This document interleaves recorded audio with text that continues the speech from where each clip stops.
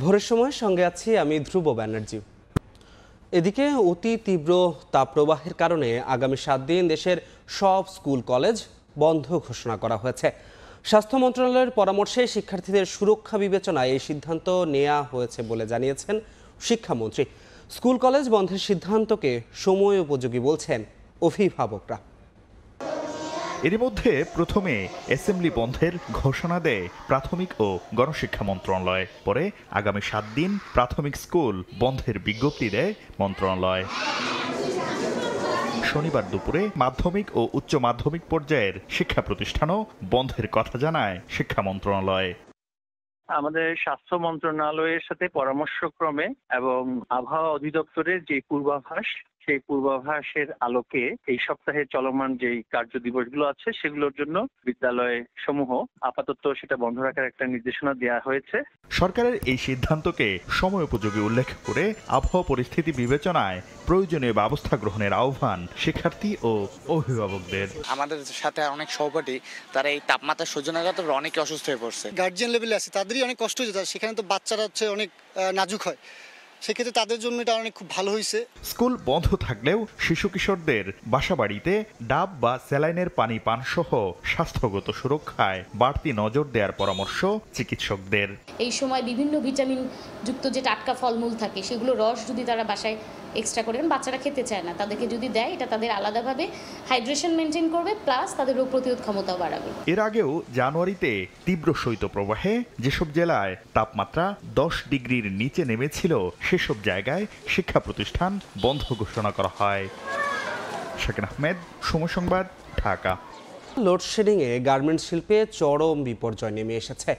ঘন্টার পর ঘন্টা লোডশেডিংয়ে জ্বালানি খরচ বাড়ছে, পাশাপাশি নষ্ট হচ্ছে শ্রমিকদের কর্মঘণ্টা। দেশে 4,500-এর বেশি গার্মেন্টস কারখানায় জেনারেটর সচল রাখতে প্রতিদিন অন্তত 15 কোটি টাকার বাড়তি ডিজেল কিনতে হচ্ছে। এমন অবস্থায় শিল্প কারখানাগুলোতে নিরবচ্ছিন্ন বিদ্যুৎ সরবরাহ করতে সরকারের প্রতি আহ্বান জানিয়েছে FBCCI। সাক্ষাৎপুর ক্যামেরায় বিস্তারিত জানাচ্ছেন কমল দে। চট্টগ্রাম নগরীর আগ্রাবাদ এলাকার একটি গার্মেন্টস কারখানায় বিদ্যুৎ সংকটের মুখে জেনারেটরের মাধ্যমে উৎপাদন সচল রাখতে ড্রামে করে আনা হচ্ছে জ্বালানি তেল। দেশের প্রতিটি গার্মেন্টস কারখানার এখন একই চিত্র। বিদ্যুতের এই আসা যাওয়ার কবলে পড়ে বন্ধ হয়ে যাচ্ছে কারখানার উৎপাদন। নিয়মিত বিরতিতে বিদ্যুৎ ফিরে আসলো, উৎপাদন স্বাভাবিক হতে হতে আরেকবার লোডশেডিংয়ের সময় ঘনিয়ে আসে। আমাদের লোডশেডিং আগের তুলনায় অনেক বেড়ে গেছে। আমরা যদি 8 ঘন্টা ফ্যাক্টরি চালাই, 4 ঘন্টাতে আমাদের লোডশেডিং থাকে। এটার জন্য আমাদের প্রোডাকশান অনেক কমে যাচ্ছে এবং প্রোডাকশানের খরচও বৃদ্ধি পাচ্ছে, কারণ আমাদেরকে ডিজেল দিয়ে আমাদের জেনারেটর চালু রাখতে হচ্ছে। রাজধানী ঢাকা, বন্দরনগরী চট্টগ্রাম ছাড়াও সাভার এবং গাজীপুরের 4,500-এর বেশি গার্মেন্টস কারখানার বিদ্যুৎ সংকটের মুখে উৎপাদন ধরে রাখা এখন কঠিন চ্যালেঞ্জ হয়ে দাঁড়িয়েছে। এইসব কারখানায় জেনারেটর ব্যবহারের জন্য প্রতিদিন সর্বনিম্ন 22,000 থেকে সর্বোচ্চ 40,000 টাকার ডিজেল লাগছে। প্রায় 8 ঘন্টা ওয়ার্কিং আওয়ার মধ্যে 4 ঘন্টার উপরে আমরা লোডশেডিং পাচ্ছি, এবং লোডশেডিংটা এমনভাবে হচ্ছে কোনো অঞ্চলে এট এ টাইম হচ্ছে না, আসে এই যায়। এদিকে লোডশেডিংয়ের পাশাপাশি বিদ্যুতের ভোল্টেজ ওঠানামও মারাত্মক আকার ধারণ করেছে। এতে নষ্ট হচ্ছে দামি যন্ত্রপাতি। আমাদের মোটর জ্বলে যায়, আমাদের বিভিন্ন ধরনের মেশিনের ডিস্টার্ব করে। এটা হচ্ছে একটা প্রধানতম সমস্যা। একটা মেশিন নষ্ট হওয়া মানে আমার পুরো দিনের জন্য এটা একটা বড় ক্ষতি। ফুল প্লেজের কি পাচ্ছি না, ভোল্টেজ পাচ্ছি না, হয়তো বেশি ফ্ল্যাকচুয়েশন করছে আর কি। হঠাৎই এখন আসে 440, আবার দেখা গেলো যে 380-তে নিয়ে যাচ্ছে, 350-তে চলে আসতেছে। তো এই ওঠানামার কারণে অনেকগুলো যন্ত্রপাতি আমাদের নষ্ট হয়। এই অবস্থায় উৎপাদন স্বাভাবিক রাখতে সরকারের কাছে নিরবিচ্ছিন্ন বিদ্যুৎ সরবরাহের আহ্বান জানিয়েছে ব্যবসায়ীদের শীর্ষ সংগঠন FBCCI। সরকারকে আমি অনুরোধ করব যাতে আনইন্টারাপ্টেড এবং কোয়ালিটি বিদ্যুৎ এনশিওর করে, কারণ এইটাই কিন্তু আমাদের বিজনেসের জন্য, ইজ অফ ডুইং বিজনেসের জন্য খুবই প্রয়োজন।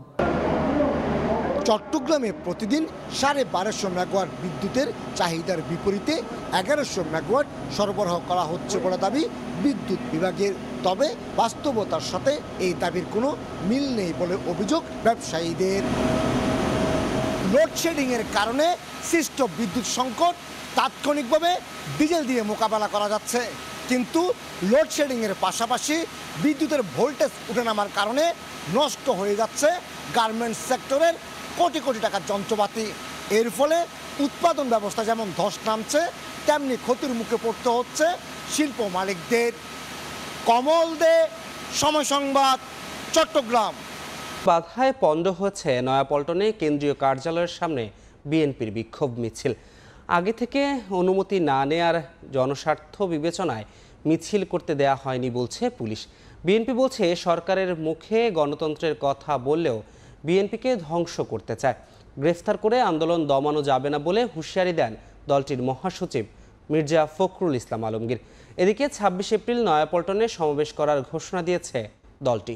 অভিযোগ করেন মুখে গণতন্ত্রের কথা বললেও সরকার বিএনপিকে ধ্বংস করতে চায়। এত জিজ্ঞাসা বিএনপিকে তিনি ধ্বংস করে দিতে চায়, আবার গণতন্ত্রের কথা বলেন। এই যে অবৈধ নির্বাচন, এই যে অবৈধ সরকার, এইটা তো চোরাবালির উপর দাঁড়িয়ে আছে। যে কোনো সময় এটা বালির মধ্যে। ইঞ্জিনিয়ারিং ইনস্টিটিউটে আলোচনা সভায় অংশ নিয়ে বিএনপি মহাসচিব মির্জা ফখরুল ইসলাম আলমগীর অভিযোগ করে বলেন সরকার রাজনৈতিক ব্যবস্থাকে পঙ্গু করেছে। আজকে রাজনৈতিক ব্যবস্থাকে ধ্বংস করা হয়েছে, নির্বাচন ব্যবস্থাকে একেবারে উপড়ে ফেলা হয়েছে, আমাদেরকে পঙ্গু করে ফেলছে প্রতি মুহূর্তে, আমাদেরকে পুরোপুরি একটা দাসানুদাসে পরিণত করছে। সেইখান থেকে বেরিয়ে আসতে হলে আমাদেরকে ঐক্যবদ্ধ হতে হবে। গণতন্ত্র পুনরুদ্ধারে ঐক্যবদ্ধ আন্দোলন গড়ে তোলার হুঁশিয়ারিও দেন বিএনপি মহাসচিব। প্রয়োজন সমগ্র জাতি। মার্জিয়া মুমু, সময় সংবাদ, ঢাকা। এদিকে আওয়ামী লীগ বলছে মানুষের কাছে গ্রহণযোগ্যতা হারিয়ে বিদেশিদের কাছে দেশের বিরুদ্ধে নালিশ করছে বিএনপি।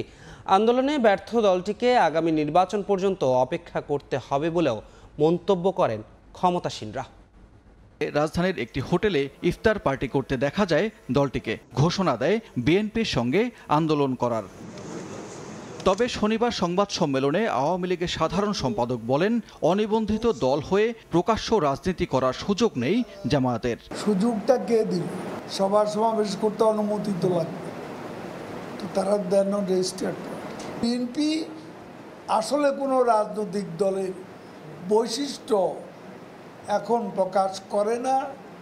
তাদের কর্মকাণ্ডে তারা একটা সন্ত্রাসী দল। আওয়ামী লীগের সাধারণ সম্পাদক জানান উপজেলা নির্বাচনে সংসদ সদস্য মন্ত্রীদের স্বজনরা অংশগ্রহণ করতে পারবেন না। তৃণমূলের কর্মীদের সুযোগ দিতেই এমন সিদ্ধান্ত বলেও জানান তিনি। আমি মন্ত্রী, আবার আমার ভাই, ছেলে, শ্যালক এরাও পদ নিয়ে যাবে সব, তো তাহলে তৃণমূলের কর্মীরা কি? এদিকে কামরাঙ্গীরচরে মুজিবনগর দিবস উপলক্ষে আলোচনা সভায় অংশ নেন আওয়ামী লীগের সভাপতিমণ্ডলীর সদস্য অ্যাডভোকেট কামরুল ইসলাম এমপি। প্রধান অতিথির বক্তব্যে তিনি বলেন বিএনপি এখনো আন্দোলনের দিবা স্বপ্ন দেখে। এখনো তারা সরকারকে ফেলে দেওয়ার স্বপ্ন দেখে, এখনো তারা বিভিন্ন সেই সমস্ত খুচরা দলগুলোর সাথে ঐক্যবদ্ধ হয়ে একটা বৃহত্তর আন্দোলন গড়ে তোলার স্বপ্ন দেখে, স্বপ্নে বিভোর তারা। যারা 17 এপ্রিল ঐতিহাসিক মুজিবনগর দিবস পালন করে না তারা স্বাধীনতায় বিশ্বাস করে না বলেও মন্তব্য করেন অ্যাডভোকেট কামরুল ইসলাম। সানবীর রূপল, সময় সংবাদ, ঢাকা। প্রধানমন্ত্রী শেখ হাসিনা বলেছেন লেখাপড়ার পাশাপাশি শিশুদের খেলাধুলার সুযোগ নিশ্চিত করেছে সরকার। আন্তর্জাতিক পরিমণ্ডল থেকে দেশের জন্য সুনাম বয়ে আনছে দামাল মেয়েরা। বঙ্গবন্ধু ও বঙ্গমাতা গোল্ড কাপ ফুটবলের টুর্নামেন্টের পুরস্কার বিতরণী অনুষ্ঠানে একথা বলেন শেখ হাসিনা। এ সময় দেশীয় খেলার উপর গুরুত্ব দিতে সবার প্রতি আহ্বান জানান সরকার প্রধান। খেলা দেখে বোঝার উপায় নেই, এরা সবাই প্রাথমিক পর্যায়ের শিক্ষার্থী। অংশগ্রহণকারীর বিচারে এই আসরকে বিশ্বের সবচেয়ে বড় ফুটবল টুর্নামেন্ট বললেও ভুল হবে না। বালক আর বালিকা দুই ক্যাটাগরিতে এবারের আসরে অংশ নেয় 22,22,000-এর বেশি খুদে ফুটবলার। শনিবার বিকেলে বনানীর বাংলাদেশ আর্মি স্টেডিয়ামে খুদে এই খেলোয়াড়দের চূড়ান্ত পর্বের খেলা দেখতে হাজির হন স্বয়ং সরকার প্রধান। আনুষ্ঠানিকতা শেষে বক্তব্য রাখেন প্রধানমন্ত্রী। খেলাধুলায় সরকারের নানা উদ্যোগগুলো তুলে ধরেন শেখ হাসিনা। প্রত্যেকটা উপজেলায় খেলাধুলার জন্য একটা সুযোগ সৃষ্টি হয়, সেই ব্যবস্থাটা আমরা করেছি। এটা শুধু ফুটবল বলে না, আমাদের দেশীয় খেলাগুলি আছে, অন্যান্য খেলা আছে। যে ধরনের খেলাই হোক আমাদের খুদে খেলোয়াড়রা যাতে সুযোগ পায়, সেই সাথে তার প্রতিবন্ধী বা অটিস্টিক, তাদের জন্য কিন্তু আমরা খেলাধুলার ব্যবস্থা করে দিচ্ছি। তাদের প্র্যাকটিসের জায়গা তৈরি করে দেওয়া, তাদের জন্য একাডেমি তৈরি করে দেওয়া, সে ব্যবস্থাও আমরা নিয়েছি। আমি চাই আমাদের ছেলেমেয়েরা লেখাপড়ার পাশাপাশি খেলাধুলা, শরীরচর্চা, সাংস্কৃতিক চর্চার মধ্য দিয়ে নিজেদেরকে উপযুক্ত নাগরিক হিসেবে গড়ে তুলবে, সেটাই আমি চাই। প্রধানমন্ত্রী বলেন, খুদে এই খেলোয়াড়রাই আন্তর্জাতিক পরিমণ্ডল থেকে দেশের জন্য সুনাম বয়ে আনবে, যার নজির ইতিমধ্যেই দেখিয়েছে বাংলার দামাল মেয়েরা। দেশের গণ্ডি পেরিয়ে বিদেশে যে আমাদের ছেলেমেয়েরা চমৎকার পারদর্শিতা দেখাচ্ছে। সবচেয়ে বড় কথা, সাফ উইমেন্স চ্যাম্পিয়নশিপ 2022-এ চ্যাম্পিয়ন হওয়ার সুযোগ অর্জন করেছে। এটা আমাদের মেয়েরাই এই অর্জনটা আমাদের এনে দিয়েছে। যারা খেলেছে সেখানে কিন্তু এই বঙ্গমাতা ফুটবল টুর্নামেন্টে যারা এই প্রাথমিক বিদ্যালয় থেকে খেলা শুরু করেছিল, সেই প্লেয়াররাও কিন্তু সেখানে বিশেষ অবদান রেখেছে এবং 5 জন প্লেয়ার এখান থেকেই উঠে এসেছে। পরে বঙ্গমাতা গোল্ড কাপ জয়ী বিজয়ী দল লালমনিরহাটের টেপুরগাড়ি সরকারি প্রাথমিক বিদ্যালয় এবং বঙ্গবন্ধু গোল্ড কাপ জয়ী জামালপুরের চর গোলাবাড়ি সরকারি প্রাথমিক বিদ্যালয়ের বিজয়ী দলের হাতে চ্যাম্পিয়ন্স ট্রফি তুলে দেন সরকার প্রধান। হাতিকুর রহমান তমাল, সময় সংবাদ, ঢাকা। জমি অধিগ্রহণ জটিলতায় থমকে আছে ময়মনসিংহ নগরের ব্রহ্মপুত্র নদের উপর রহমতপুর আর্চ স্টিল ব্রিজের নির্মাণ কাজ। এলাকাবাসীর অভিযোগ, অধিগ্রহণ প্রক্রিয়া সম্পন্ন করতে দেরি হওয়ায় জমি ভাড়া নিয়ে কাজ করার প্রস্তাব দেয় সড়ক বিভাগ। তবে টাকা না পাওয়া পর্যন্ত সেতুর কাজ করতে না দেওয়ার পক্ষে ভূমি মালিকরা। কর্তৃপক্ষ বলছে আগামী 2 মাসের মধ্যেই জটিলতা নিরসন হবে। সাদিকুর রহমানের রিপোর্ট, ছবি তুলেছেন হোসেন আলী। দীর্ঘ প্রতীক্ষিত ময়মনসিংহের ব্রহ্মপুত্র নদের উপর প্রস্তাবিত রহমতপুর আর্চ স্টিল ব্রিজের নির্মাণ কাজের জন্য প্রস্তুতকৃত স্ট্রাইক ইয়ার্ড। কয়েক মাস আগেই সেতু নির্মাণ কাজ শুরু করতে রহমতপুর বাইপাস সড়কের পাশে বিস্তীর্ণ জায়গায় বিভিন্ন ধরনের ব্লক সহ আনা হয় প্রয়োজনীয় যন্ত্রপাতি। তবে ভূমি অধিগ্রহণ প্রক্রিয়া সম্পন্ন না হওয়ায় থমকে গেছে নির্মাণ কাজ। জমির মালিকরা বলছেন, অধিগ্রহণের টাকা না পাওয়া পর্যন্ত তাদের জমিতে কাজ করতে দেওয়া হবে না। আমাদের যে জায়গাটা পড়ছে এই জায়গাটার যে সম্পূর্ণ টাকা পয়সা দিয়ে সেটা পরে এখানে কাজ কাম করুক। প্রসেস অনুযায়ী কাজ হইলে পরবর্তী টাকা পাইলে আমরা সবাই জমি দিয়া দিতে আমাদের আর কোনো আপত্তি নেই।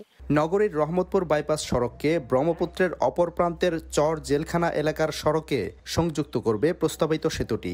সেতু বাস্তবায়নকারী প্রতিষ্ঠান বলছে, প্রকল্পের জন্য ব্যক্তি মালিকানাধীন জমি অধিগ্রহণের অর্থ ছাড় না হওয়ায় সেতুর কাজ শুরু করতে পারছেন না তারা।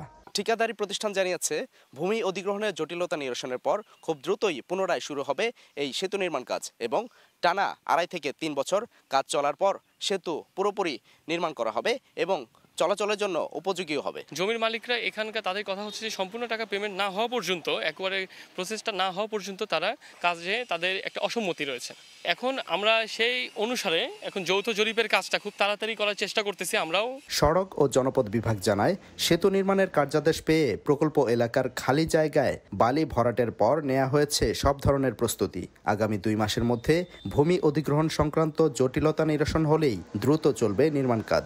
সবগুলো কাজে আমাদের সময় মতো চলতেছে। আমরা আশা করি আমরা আমাদের যে স্পেসিফাইড টাইম এর ভিতরে আমরা ভূমি অধিগ্রহণ কার্যক্রম সম্পন্ন হয়ে যাবে। সেতুর নির্মাণ সময়কাল 2 বছর নির্ধারণ করে প্রকল্পের ব্যয় ধরা হয়েছে 1842 কোটি টাকা। সাদিকুর রহমান, সময় সংবাদ, ময়মনসিংহ। কয়েক বছর আগেও নারীর টান উপেক্ষা করে শহরে আসতেন গ্রামীণ মানুষ, অথচ ধীরে ধীরে ফিকে হয়ে আসছে কর্মসংস্থানের শহর কেন্দ্রিক বাড়তি সুযোগ, অধিক আয়, উন্নত জীবন যাপনের আশা। তাই তো এখন আর গ্রাম ছেড়ে শহর নয়, বরং শহর ছেড়ে গ্রামে ছুটছেন সাধারণ মানুষ। সেই সঙ্গে কমছে গ্রাম থেকে শহরে আসার প্রবণতা। এমন চিত্রই তুলে ধরছে বাংলাদেশ পরিসংখ্যান ব্যুরো। অর্থনীতিবিদরা বলছেন, শহুরে অর্থনৈতিক অস্থিরতা আর গ্রামীণ জীবনে বৈচিত্র্যময় কর্মসংস্থানের সুযোগ গ্রামমুখী করছে শহরবাসীকে। সুমন সরকারের ক্যামেরায় ফরহাদুর রহমানের রিপোর্ট।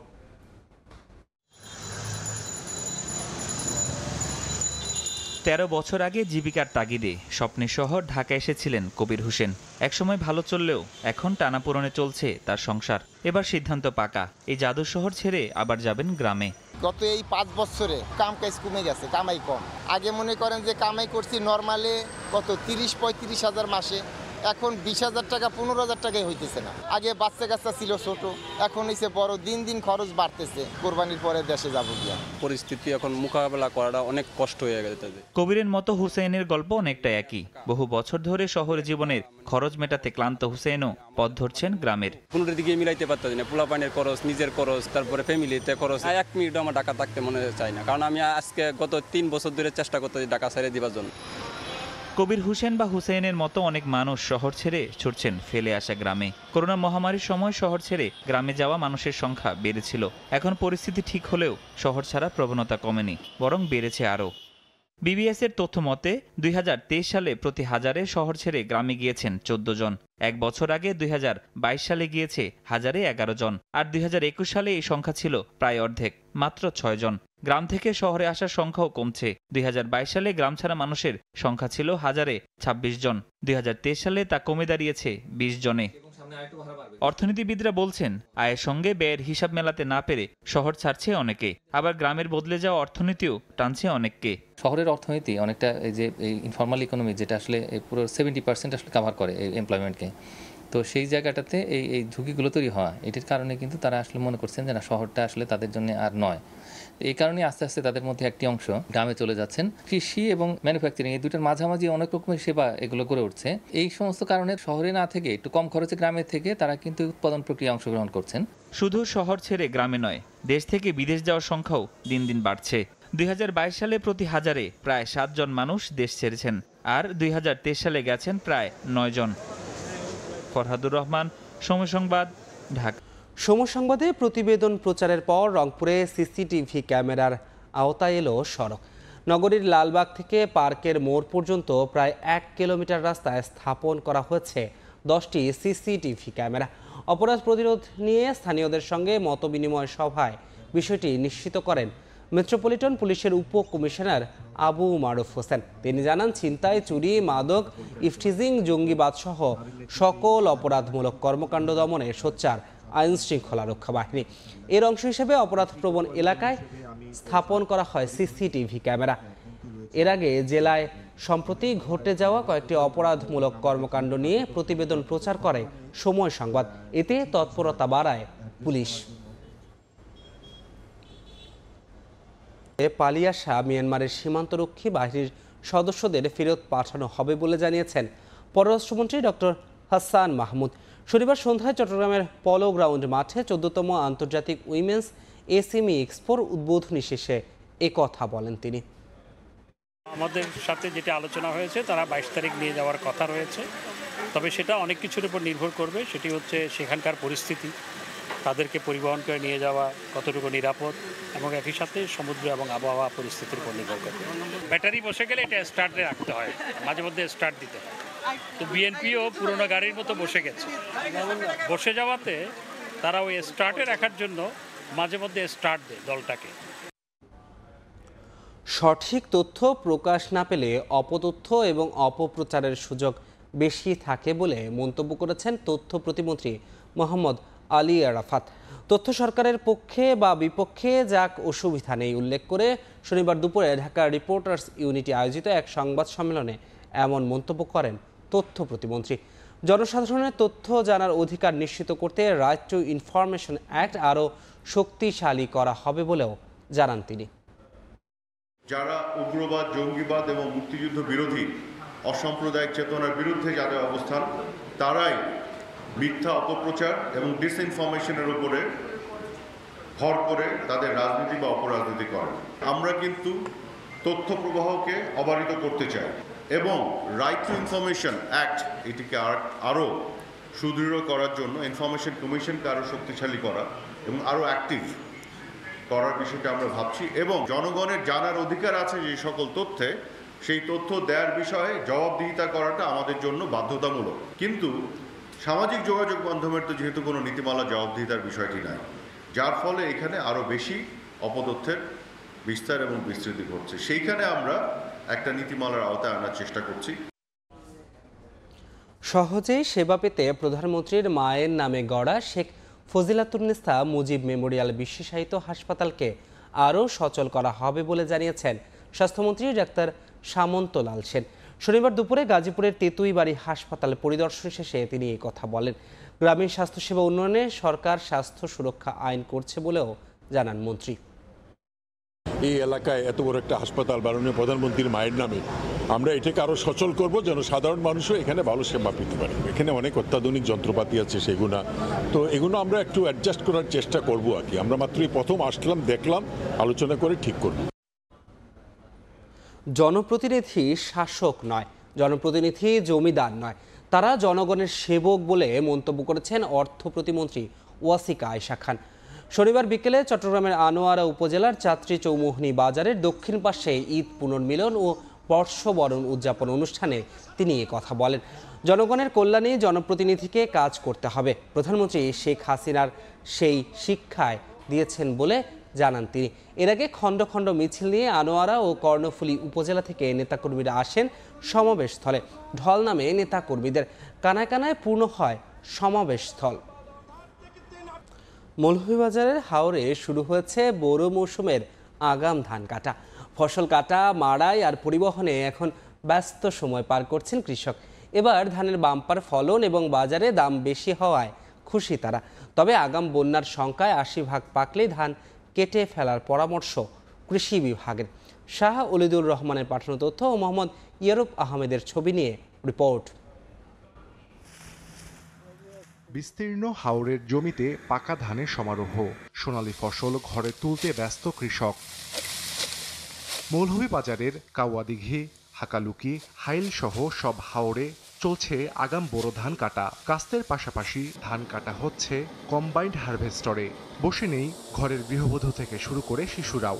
এরই মধ্যে হাওড়াঞ্চলের অন্তত 20% ধান কাটা শেষ হয়েছে। আবহাওয়া অনুকূলে থাকলে আগামী মাসের মাঝামাঝির মধ্যে 100% কাটা শেষ হবে। বাম্পার ফলনে খুশি কৃষক। ধান খুবই ভালো হয়েছে, আমার যে বঙ্গবন্ধু ধান খুবই সুন্দর হয়েছে। প্রভুর কাছে ওখানে শুক্রিয়া আদায় করেছেন, প্রভু যাও দিছি আমরা মোটামুটি ভালো হয়েছে অন্যান্য বছর।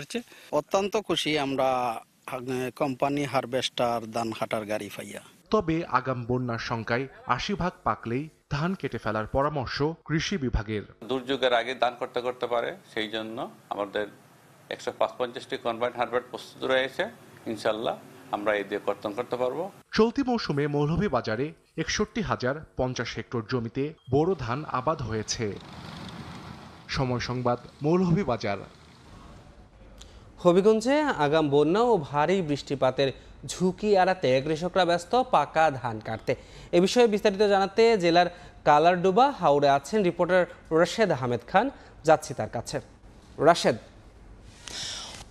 শুরু হয়েছে বোরো ধান কাটার ধুম। যে সকাল থেকে এখানে যে হবিগঞ্জ সদর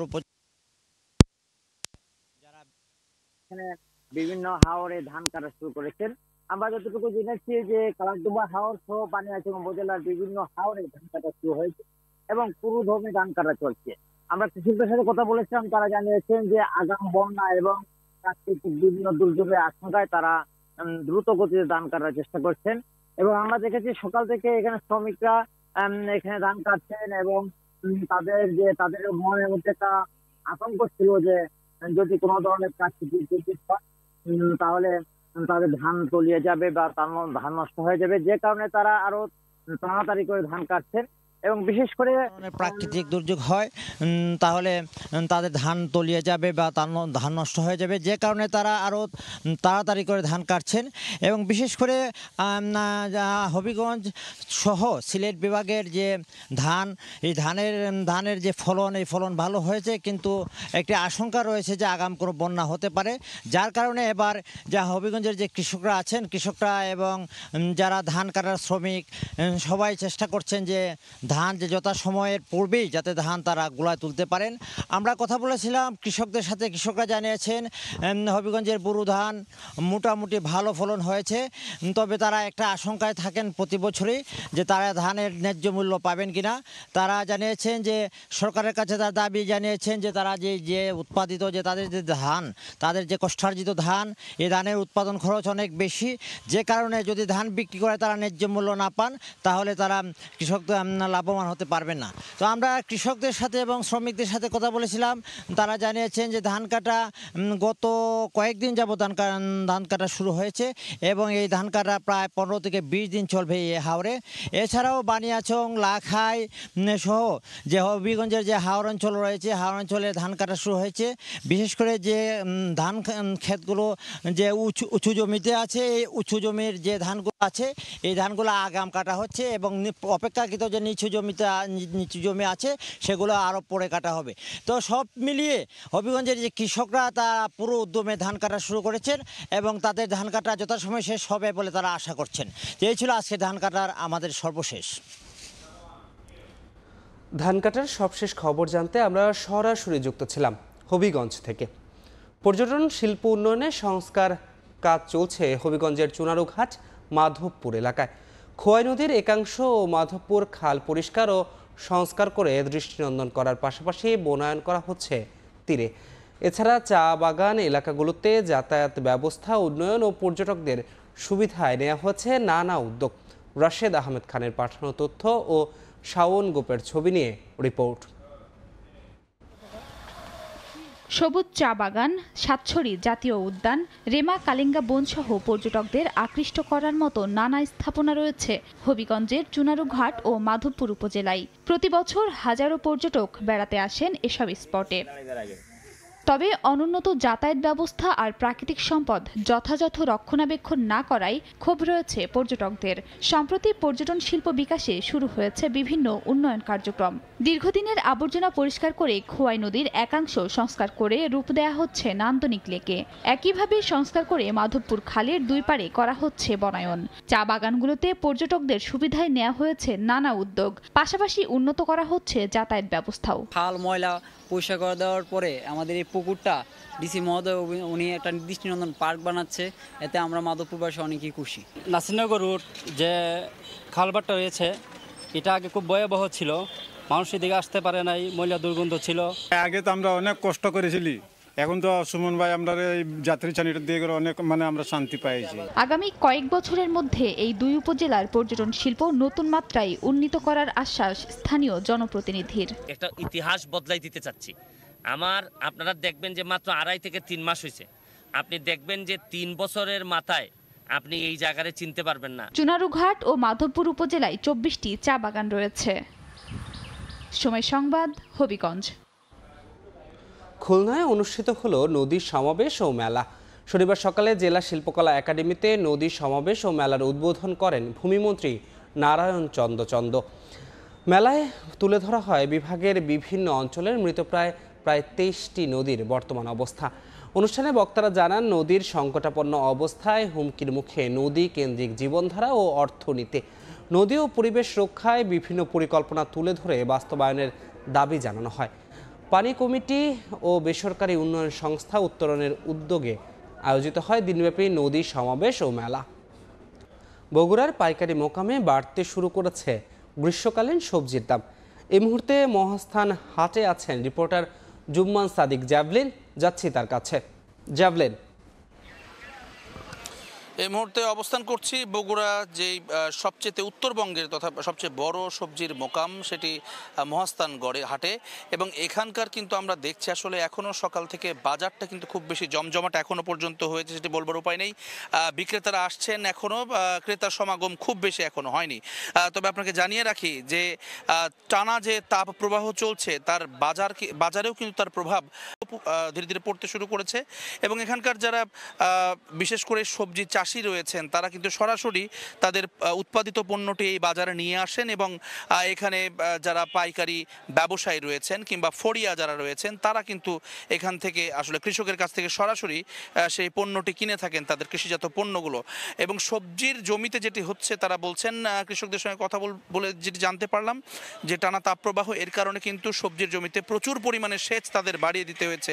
অর্থাৎ যেই জমিতে দিনে বা দুদিনে একবার সেচ দিতে হতো সেটি কিন্তু এখন দিনে 2 বার সেচ দিতে হচ্ছে, অর্থাৎ যে পানির পরিমাণ জমিতে, সবজির জমিতে, সেটি কিন্তু নিশ্চিত করতে বাড়তি ব্যয় তাদেরকে করতে হচ্ছে। একই সঙ্গে আপনি জানেন যে হচ্ছে বিশেষ করে পল্লী বিদ্যুতের যেই এলাকাগুলো রয়েছে বেশিরভাগই কিন্তু গ্রামের পল্লী বিদ্যুতের সংযোগ তারা ব্যবহার করেন, সেখানে বিদ্যুতের যে বিভ্রাট সেটিও কিন্তু একটি বড় কারণ। সেটির কারণে তারা যে তাদের ইচ্ছা মতো সময় অনুযায়ী যে সেচ দেবেন সেটিও সম্ভব হচ্ছে না, যে কারণে তারা কিন্তু আসলে এই লোডশেডিং যে সময়টি থাকছে না, বিদ্যুৎ থাকছে, সেই সময় তারা সেচটি দিচ্ছেন এবং এটি করতে গিয়ে যেটি হচ্ছে উৎপাদন ব্যয় কিন্তু বৃদ্ধি পাচ্ছে। তবে একেবারে ভরা মৌসুম, যে কারণে গ্রীষ্মকালীন সবজির দাম এখনও সেই হিসেবে আসলে কিছুটা বেড়েছে। প্রতি ধরনের সবজি, বিশেষ করে পটল থেকে শুরু করে বেগুন কিংবা ঢেঁড়সের কেজি একমাত্র আমরা দেখেছি সেটির দাম কিন্তু পড়তির দিকে। বাকি অন্যান্য যেই গ্রীষ্মকালীন সবজি আছে সেগুলো কিন্তু প্রতি কেজিতে 2 টাকা 3 টাকা করে কিন্তু বাড়তে শুরু করেছে। সেই জায়গাটি যদি এই তাপপ্রবাহ আরও বেশি সময় ধরে চলতে থাকে সেক্ষেত্রে কিন্তু এটির দাম, এই সবজিগুলোর দাম আরও বাড়ার একটা আশঙ্কা সেটি কিন্তু রয়েছে। কেননা সেচ যদি বাড়াতে হয়, সবজি বাঁচাতে গেলে বা গাছ বাঁচাতে গেলে সেচটা বাড়াতে হবে এবং উৎপাদন ব্যয় বাড়লে সেটি কিন্তু আলটিমেটলি যারা ক্রেতা রয়েছেন বা ভোক্তা রয়েছেন তাদের কাছে কিন্তু সেই অতিরিক্ত যেই উৎপাদন ব্যয়ের বোঝা সেটি কিন্তু যুক্ত হবে। এবং একই সঙ্গে কৃষক যারা রয়েছেন তারা কিন্তু বলছেন যে কিছুটা উৎপাদন ব্যয় বাড়ার কারণে তাদের কিন্তু দাম যেহেতু এখন কিছুটা বাড়তি করতে হচ্ছে, সে কারণে বাজারে ক্রেতাও যে খুব বেশি তারা পাচ্ছেন, তারা খুব বেশি ক্রেতা কিন্তু পাচ্ছেন না। অর্থাৎ এই সময় কিন্তু হাটে আরও অনেক বেশি মুখর থাকে, ক্রেতা বিক্রেতার হাট ডাকে, সেটি কিন্তু আমরা দেখছি আসলে অনুপস্থিত রয়েছে। তো এই ছিল আমার কাছে বগুড়ার সবজির মোকাম থেকে জমকালো বর্ষবরণ আর বৈশাখী মেলা। দেশেতে নিযুক্ত বাংলাদেশের রাষ্ট্রদূত সহ প্রবাসী বাংলাদেশিরা বর্ষবরণ উৎসবে অংশগ্রহণ করেন। সুইডেন থেকে আরও জানাচ্ছেন শফিউল আলম।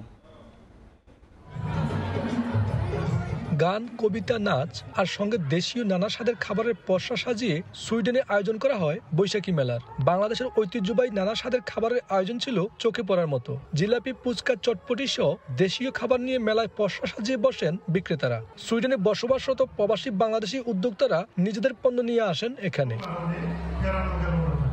মেলায় দেশীয় সাজসজ্জায় প্রবাসী বাংলাদেশিদের সরব উপস্থিতি এক আনন্দমুখর পরিবেশের সৃষ্টি করে। এদিন নারীরা লাল শাড়ি আর পুরুষেরা লাল পাঞ্জাবি পরে উপস্থিত হন বৈশাখী মেলায়। শিশু কিশোরদের উৎসাহ দেখে মনে হয়েছে বিদেশের বুকে যেন এক টুকরো বাংলাদেশ।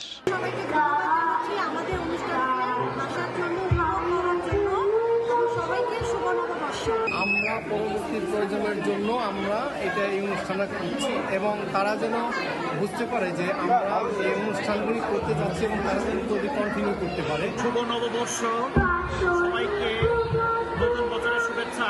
বিদেশের বাড়িতে আমরা বাংলাদেশের কালচারগুলো এখানে উঠাতে পারে, আমাদের নিজের কাছে খুব ভালো লাগছে। সুইডেনের এমন কনকনে শীতেও উষ্ণতা ছড়িয়েছে বর্ষবরণ উদযাপন আর বৈশাখী মেলা। উৎসবে অংশ নিতে পেরে খুশি প্রবাসী বাংলাদেশিরা। শফিউল আলম, সময় সংবাদ, সুইডেন। কুয়েতে বাংলাদেশ ডিপ্লোমা ইঞ্জিনিয়ার্স সংগঠন বাদেশিক তাদের বাৎসরিক পিকনিক ও ঈদ আনন্দ উদযাপন করেছে কুয়েতের হিজিল অঞ্চলে। শুক্রবার দিনব্যাপী ছিল নানা খেলাধুলা আর কুইজ প্রতিযোগিতা, রাইফেল ড্রর আয়োজন। সংগঠনের সভাপতি প্রকৌশলী মোহাম্মদ হজরত আলীর সভাপতিত্বে এতে উপস্থিত ছিলেন প্রকৌশলী ফরহাদুল ইসলাম, তৌহিদুল আলম, মোহাম্মদ শামসুল হক, রফিকুল হাসান, ইসহাক আলী সহ অন্যান্যরা। পরে বিজয়ীদের হাতে পুরস্কার তুলে দেওয়া হয়।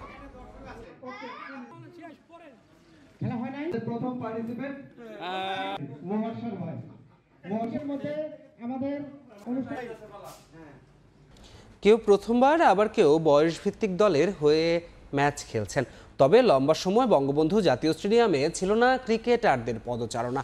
বাংলাদেশের ক্রিকেটের অনেক প্রথমের সঙ্গে জড়িয়ে বঙ্গবন্ধু স্টেডিয়াম। শান্ত, লিটন, তানজিম, মুশফিকরা ঐতিহাসিক মাঠে অনুশীলন করতে পেরে আপ্লুত। সিনিয়র ক্রিকেটাররা রোমন্থন করলেন পুরনো স্মৃতি। সেটা আইকনিক গ্রাউন্ড। ম্যাচ প্রথম এখানেই হয়েছিল 2000 সালে এবং অনেক বড় বড় প্লেয়াররা এখানে এসে খেলে গেছে। বহু বছর আগে আসা হয়েছিল, কখনো মাঠে প্রবেশ করা হয়নি। এরকম ট্র্যাকে ফার্স্ট টাইম, অবশ্যই এক্সপিরিয়েন্সটা ভালো হয়েছে আর কি। বঙ্গবন্ধু জাতীয় স্টেডিয়ামের ট্র্যাক অ্যান্ড ফিল্ডে ইমরানুর কিংবা স্মাইল ভেবে ভুল করবেন না। বিএনএসের ট্র্যাক অ্যান্ড ফিল্ডে দৌড়ালেন মুশফিক। মান্থ অ্যান্ড কন্ডিশনিং ক্যাম্পের অংশ হিসেবে দীর্ঘদিন পর পদচারণায় মুখর হলো জাতীয় স্টেডিয়াম। ফিটনেসের অবস্থা পরীক্ষার সঙ্গে স্মৃতির স্টেডিয়াম ঘিরে রোমন্থিত হলেন ক্রিকেটাররা। মুশফিক মাহমুদুল্লাহ এই দলের সবচেয়ে সিনিয়র ক্রিকেটার। জাতীয় দলের হয়ে না খেললেও বয়স ভিত্তিক ক্রিকেটে খেলেছেন বঙ্গবন্ধু স্টেডিয়ামে। বঙ্গবন্ধু স্টেডিয়ামের ট্র্যাকে পা রেখে যেন ফিরে গেলেন 20 বছর পেছনে। একটা অনেক বড় আইকনিক গ্রাউন্ড। তো আমি লাগছিলাম যে আমি স্কুল ক্রিকেটে কয়েকটা ম্যাচ এখানে খেলতে পেরেছিলাম বিকেএসপি হয়ে। এর আগে একবার আসছিলাম, তাও যখন ইন্টারন্যাশনাল খেলা হতো তখন খেলা প্র্যাকটিস দেখতে আসছিলাম বাংলাদেশ টিমে, তখন আশরাফুল ভাই যখন খেলতো। গ্রাউন্ডে ফার্স্ট টাইম আসা, নাম দেখেছি, ইউটিউবেও দেখেছি, টিভিতেও খেলা দেখেছি বাংলাদেশে, বাট এই প্রথমবারই। তবে বেশিরভাগ ক্রিকেটারের এটা প্রথম আসা। লিটন, শরীফুল, খালেদ, রিশাদরা যেন সাক্ষী হলেন ইতিহাসের। নিজের ক্রিকেট ক্যারিয়ারের সঙ্গে জুড়ে গেল আইকনিক স্টেডিয়ামের নাম। তবে শান্তর জন্য অভিজ্ঞতাটা একটু ভিন্ন। আগেও এসেছিলেন মাঠে, তবে খেলতে নয়, ঢাকা লিগের দল বদলে অংশ নিতে। বহু বছর আগে আসা হয়েছিল ঢাকা লিগের একটা সময়, প্লেয়ার যখন এক্সচেঞ্জ হয় ওই সময় আসা হয়েছিল। তাছাড়া কখনো মাঠে প্রবেশ করা হয়নি, তো মাঠে প্রবেশ করলাম, খুবই ভালো। আমরা যদি এরকম বছরে একটা দুইটা এরকম টেস্ট করি তাহলে নিজেদের অবস্থানটা বোঝা যাবে। অনেকদিন পরে এরকম রানিং সেশন হয়েছে, সবাই খেলার ভিতর ছিল, এরকম সময় পাইনি একসাথে। ভালো লাগছে, এরকম একটা ফিটনেস অ্যাসেসমেন্ট করলে ভালো হয়, নিজের পজিশনটা বোঝা যায় যে আমি ফিটনেসে কোন জায়গাটা আমি অবস্থান। স্মৃতির ঝাঁপি খুললেন জাতীয় দলের ম্যানেজমেন্টের সঙ্গে জড়িত সাবেক ক্রিকেটার শাহরিয়ার নাফিস ও নাফিস ইকবাল। বহু প্রথমের সাক্ষী এই স্টেডিয়ামে সুযোগ হলে আবারও ফিরতে চান ক্রিকেটাররা। তারেক হাসান শিমুল, সময় সংবাদ, ঢাকা। এদিকে নতুন স্ট্রেংথ অ্যান্ড ফিটনেস কোচের অধীনে হওয়া ফিটনেস টেস্টে হতশ্রী অবস্থা ফুটে উঠেছে বেশ কিছু ক্রিকেটারদের।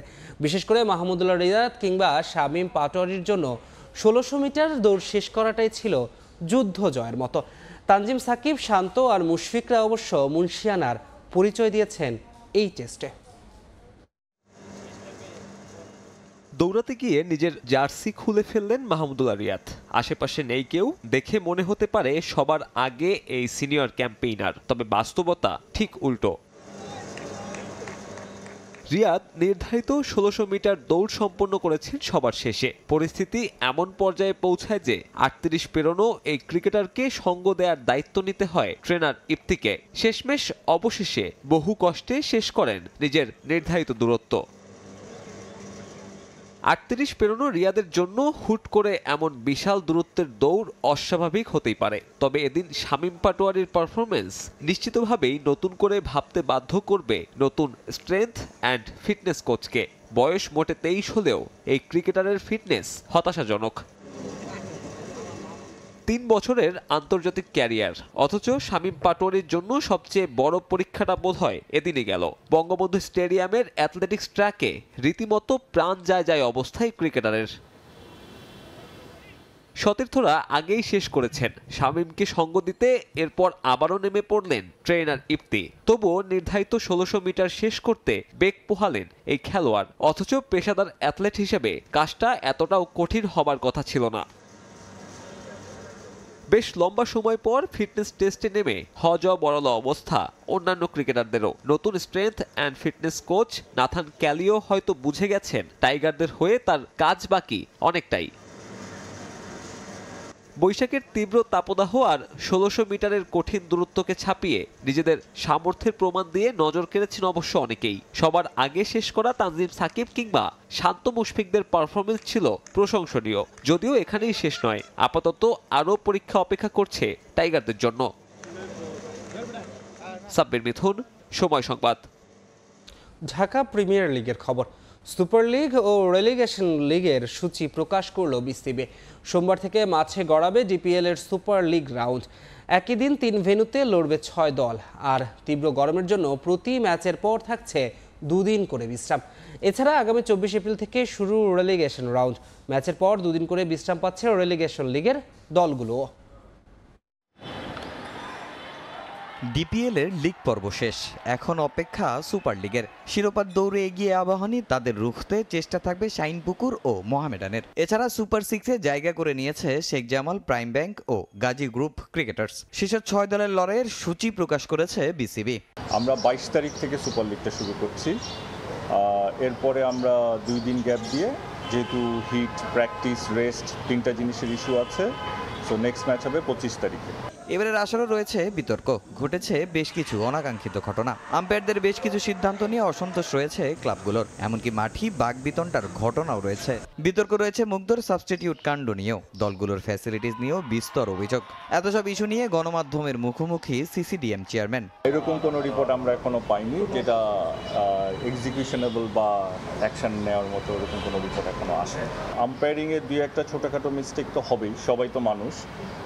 আমাদের টপ লেভেলের যে আম্পায়ারগুলো আছে সবাইকে আমরা এনগেজ করার চেষ্টা করি। একটা দুইটা ভুল যে হয় না তা না, তো সেটা তো আমাদের প্লেয়াররাও তো মিস্টেক করে। সামনের দিকে যে বেস্ট অ্যাভেলেবল আম্পায়ারগুলো সুপার লিগে তারা দেয়। আসলে প্রবলেম হচ্ছে এই যে সাব বা কনকাশনের রুলগুলো অনেক টিম ম্যানেজার বা স্টাফরাই ঠিক মতো জানে না। সো তারা তো এটা তো পুরোটাই হচ্ছে ম্যাচ রেফারির ব্যাপার। সো তারা গিয়ে যদি কোয়েরিটা করে তারা নিশ্চয়ই তাদেরটা ক্ল্যারিফিকেশন পেয়ে যাওয়া উচিত। রেলিগেশনে পড়েছে 3 দল, যার মধ্যে 2024-25 ডিপিএলে খেলার সুযোগ পাবে এক দল। এদিন সিদ্ধান্ত এসেছে সেই ম্যাচগুলো নিয়েও। রেলিগেশনটা আমরা করব হচ্ছে যেহেতু 22 তারিখে সুপার লিগের খেলা হবে, 23 তারিখে আমরা একটা রিজার্ভের মতো থাকবে যদি ওই দিন খেলা শিফট করতে হয়। সো 24 তারিখে রেলিগেশনটা শুরু হবে, বাট একইভাবে বডিলি ওইটা শিডিউলও হবে। রেলিগেশন তো একটা করে ম্যাচ হবে, আর সুপার লিগে তো 3টা করে ম্যাচ একই দিনে হবে। এবারের আসরে রেলিগেশনে পড়েছে Gazi tyres cricket academy, city club ও রূপগঞ্জ টাইগার্স। তামিম হোসেন, সময় সংবাদ, ঢাকা। আইসিসি অনুমোদিত বাংলাদেশি ব্যাট তৈরিকারী প্রতিষ্ঠান এমকেএস পৌঁছে গেছে সিলেটে। চট্টগ্রামের পর চায়ের রাজ্যে উদ্বোধন করা হলো এমকেএস এর নতুন শোরুম। বাংলাদেশের জাতীয় দলের ক্রিকেটার ইমরুল কায়েস ও মেহেদী হাসান মিরাজের প্রতিষ্ঠান এমকেএস সম্প্রতি আইসিসি থেকে আন্তর্জাতিক ব্যাট তৈরির অনুমোদন পেয়ে ঢাকায় গ্র্যান্ড অনুষ্ঠানের মধ্য দিয়ে প্রতিষ্ঠানের উদ্বোধন করেন। এরপর সারা দেশে প্রতিষ্ঠানটির অরিজিনাল ব্যাট পৌঁছে দিতে বিভিন্ন বিভাগীয় শহরে শোরুম খুলছে। ঢাকার পর চট্টগ্রাম হয়ে এবার সিলেটে দুয়ার খুলছে। এমকেএস এখনও টেপ টেনিস ব্যাট বাজারে না আনলেও প্রতিষ্ঠানটির লোগো ব্যবহার করে কিছু অসাধু ব্যবসায়ী ব্যবসা করছে বলে জানান ইমরুল।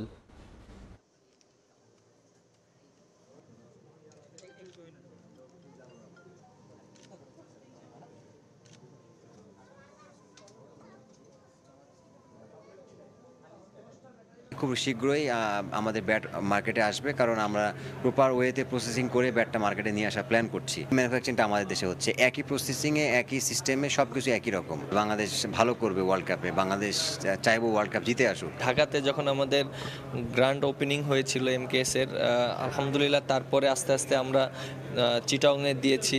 তারপরে চিটাংয়ের পরে আমাদের এখন এই যে সিলেটে দেওয়া হচ্ছে। ওয়ার্ল্ড কাপ ইভেন্টটা এমন একটা ইভেন্ট, এখানে পারফর্ম করলে ভালো খেললে অনেক কিছু ডিপেন্ড করে। এবার বিপিএল খেলেছি, আমাদের টিম চ্যাম্পিয়ন হয়েছে। তো আশা করি যে যদি সুযোগ পাই অবশ্যই ব্যাটে বলে দুটোই কন্ট্রিবিউট করার চেষ্টা করব। বিপিএল ফুটবলে মোহামেডানের কাছে 8-0 গোলে বিধ্বস্ত হয়েছে ব্রাদার্স ইউনিয়ন। দাপুটে জয়ে এবারের লিগের সবচেয়ে বড় জয়ের রেকর্ড গড়ল সাদা কালোরা। হ্যাট্রিক সহ একাই 5 গোল করেছেন সুলাইমান দিয়াবাতে। এদিকে রাজশাহীতে ফর্টিসের বিপক্ষে 1-0 গোলের জয় পেয়েছে বর্তমান চ্যাম্পিয়ন বসুন্ধরা কিংস। 12 ম্যাচ শেষে 31 পয়েন্ট নিয়ে শীর্ষে আছে অস্কার ব্রুজনের দল। সমান ম্যাচে 26 পয়েন্ট নিয়ে 2-এ আছে মোহামেডান। তীব্র দাবদাহে পুড়ছে দেশ, তবে ময়মনসিংহের রফিক উদ্দিন ভূঁইয়া স্টেডিয়ামে দাবদাহের রেশ হাড়ে হাড়ে টের পেয়েছে ব্রাদার্স ইউনিয়নের ফুটবলাররা। মোহামেডানের আগুনে পুড়ে ছাই হয়েছে ঐতিহ্যের কঙ্কাল হয়ে থাকা গোপীবাগের দলটি।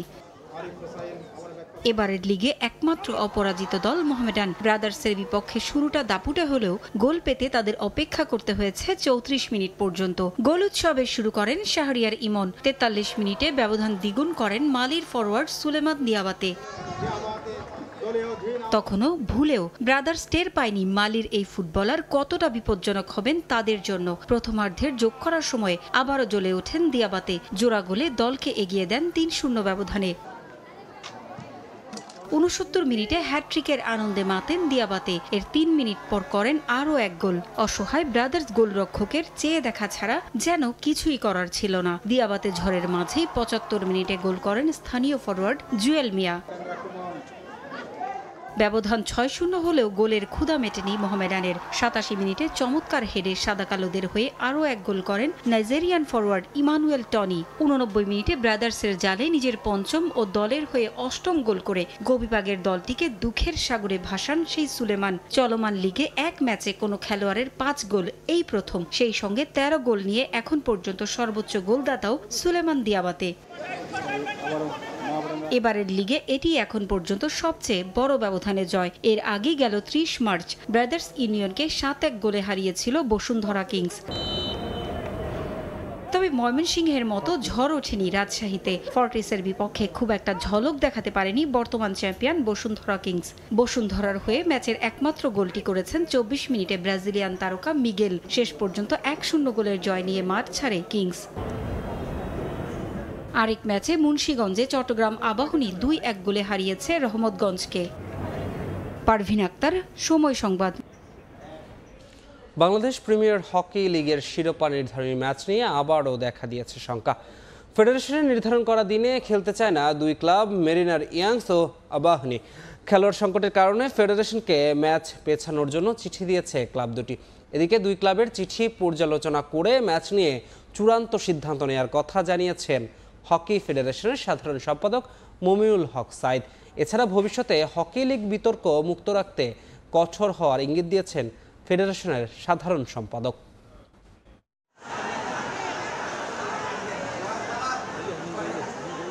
একের পর এক বিতর্কের সঙ্গী এবারের প্রিমিয়ার হকি লিগ। টুর্নামেন্টের শুরু থেকেই ফেডারেশনের সঙ্গে ক্লাবগুলোর সমন্বয়হীনতা, আম্পায়ারের বিতর্কিত সিদ্ধান্ত, মাঠে খেলোয়াড়দের মারামারি কি ঘটেনি এবারের লিগে। আর আবাহনী মোহামেডানের শিরোপা নির্ধারণী ম্যাচ দেশের হকির ইতিহাসে লজ্জার এক নজির হয়ে থাকবে চিরকাল। লিডে থেকেও আম্পায়ারের সিদ্ধান্ত না মেনে মোহামেডান মাঠ ছাড়ায় জয়ী ঘোষণা করা হয় আবাহনীকে। মোহামেডান হারায় শীর্ষ দুদল আবাহনী ও মেরিনার ইয়াংসের পয়েন্ট সমান হওয়ায় লিগের বায়োলজি অনুযায়ী প্লে অফ খেলার জন্য দুই ক্লাবকে চিঠি দেয় ফেডারেশন। সেখানেও হয়েছে সমন্বয়হীনতা। খেলোয়াড় সংকটের কারণ দেখিয়ে ফেডারেশনের নির্ধারণ করা দিনে না খেলার জন্য পাল্টা চিঠি দেয় মেরিনার ও আবাহনী। দেশের বাইরে বিমান বাহিনীর খেলা থাকায় বেশ কয়েকজন গুরুত্বপূর্ণ খেলোয়াড়কে পাচ্ছে না ক্লাব দুটি। তবে খেলোয়াড়রা ফিরলে প্লে অফ খেলতে আপত্তি নেই তাদের। আবাহনী ক্লাব খেলতে ইচ্ছুক, প্লে অফ অবশ্যই খেলবো। আমরা যুগ্ম চ্যাম্পিয়নশিপ আগ্রহী না। আমাদের টিমে মেইন আমাদের দুজন গোলকিপার বিমান বাহিনীর এবং দুজন ফিল্ড প্লেয়ার রয়েছে, তারা আমাদের গুরুত্বপূর্ণ প্লেয়ার। তো এই চারজন চলে না থাকলে আসলে আমাদের পক্ষে তো ম্যাচ খেলা সম্ভব না এই মুহূর্তে। বাংলাদেশ বিমান বাহিনীর যে টিমটা গেছে সেটা না আসার আগ পর্যন্ত কোনো সুযোগই নেই। সেটা আসারও তো প্রায় মনে হয় 10 দিন, মিনিমাম 10 দিন লাগবে।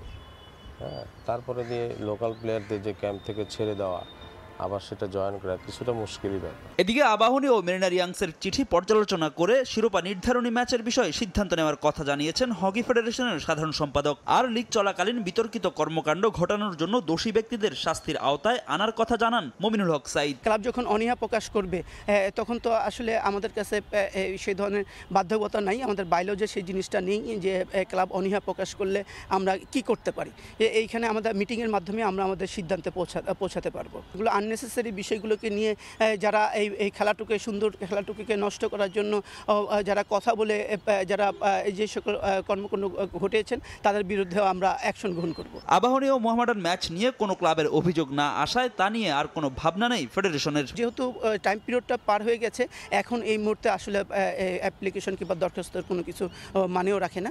সো আমরা পরিষ্কার বুঝতে পারছি মোহামেডান ক্লাব এই রিফিউজ টু প্লের যে আবাহনী যে 5-0 বাইলজ অনুযায়ী যে স্কোরটা সেইগুলো সম্পূর্ণ মেনে নিয়েই তারা মেনে নিয়েছেন। ভবিষ্যতে হকি লিগকে বিতর্কমুক্ত করতে আরও কঠোর হওয়ার কথা জানিয়েছেন হকি ফেডারেশনের সাধারণ সম্পাদক। সেক্ষেত্রে ফেডারেশনের সংশ্লিষ্টদের ক্লাবের টেন্টে না থাকা ও ম্যাচের প্রভাব বিস্তার যেন না করতে পারে সেই পদক্ষেপ নিতে যাচ্ছে ফেডারেশন।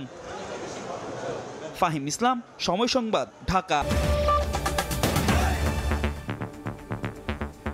এই ছিল ভোরের সময়। সকালের সময়ে সঙ্গে থাকবেন ফয়সাল আহমেদ পিয়াস। ধ্রুব, আপনাকে ধন্যবাদ। সকালের সময় নিয়ে ফিরছে কিছুক্ষণ পর, সঙ্গে থাকুন সময়।